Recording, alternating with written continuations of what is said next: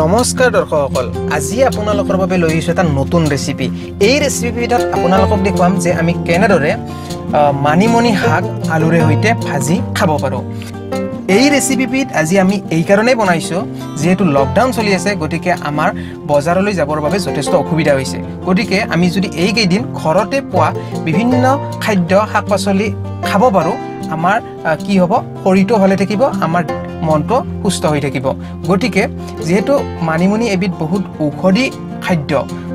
এবিধ স্বাস্থ্যসন্মত খাদ্য গতিকে আমি আজি এই ৰেচিপিটোত আপোনালোকক এই খাদ্যবিধ কেনেদৰে আমি ৰান্ধি খাব পাৰো এইটো দেখুৱাম গতিকে প্ৰথমতে মই কিছু পৰিমাণৰ মানিমুনি লৈছো প্ৰথমতে মানিমুনিখিনি মই ভালদৰে ধুই লৈছো সাফা কৰি লৈছো তাৰ পিছত সেইখিনি ধুনিয়াকৈ কুটি লৈছো তাত মই দুটামান নহৰুৰ পাত দি দিছো এটো আপোনালোকে নিদিলেও কথা নাই নহৰুৰ পাত নিদিলে 2 কমান নহৰু দি দিব পাৰে তাৰ পিছত মই কিছু আলু লৈছো সৰু আলু হলে বেছি ভাল হয় আলুখিনি ভালদৰে সৰু সৰু কৰি কাটি লব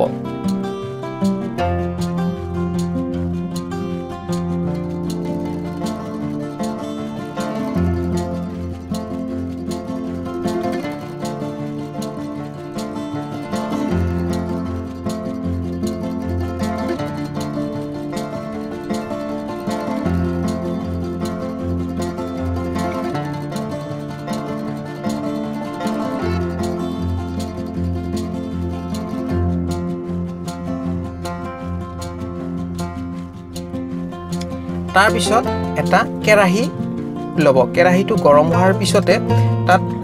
আপুনি সৰিয়হৰ তেল কিছু পৰিমাণৰ দি দিব আৰু সৰিয়হৰ তেলখিনি গৰম হোৱাৰ লগে লগে তাত দুটামান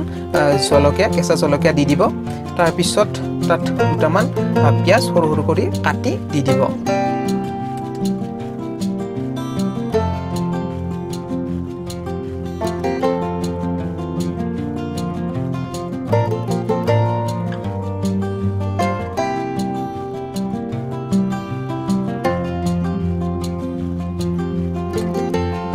তাৰ পিছত তাত আমি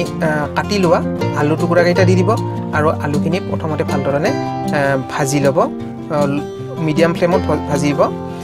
আমি আলুখিনি প্ৰথমতে এই কাৰণে ভাজিছো যে যদি আমি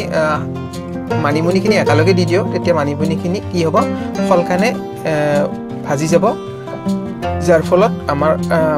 খাবলৈ এটো কৰকৰীয়া হ'ব আমাৰ খাদ্যটো খাব বেছি ভাল নহব সেইবে প্ৰথমতে আমি আলুখিনি ভাজি লৈছো আৰু আলুখিনি ভাজি লোৱাৰ পিছত আমি মানিমুনিখিনি দি দিম নিমখ দিব সোৱাদৰ ওপৰত নিৰ্ভৰ কৰি কিছু পৰিমাণৰ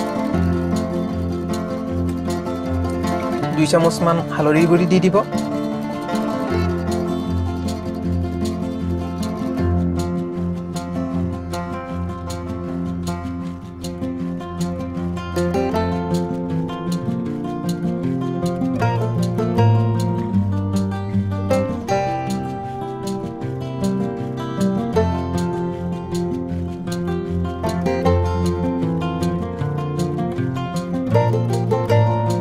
আৰু আলুখিনি ভাজি কিছু ৰংচোৱা হোৱাৰ লগে লগে আপুনি তাত মানিমুনি শাকখিনি দি দিব আৰু গোটেইখিনি ভালদৰে লৰাই থাকিব মিক্স কৰিব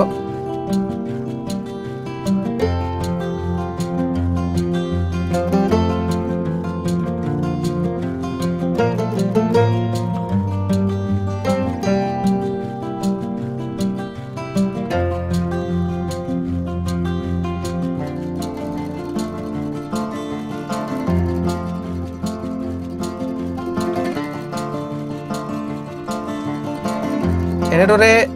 10 পৰা 15 মিনিট মান ভজাৰ পিছত আপোনালোকে দেখিব যে মানিমুনি শাক আপোনালোকৰ খাবৰ বাবে সম্পূৰ্ণৰূপে তৈয়াৰ হৈ গৈছে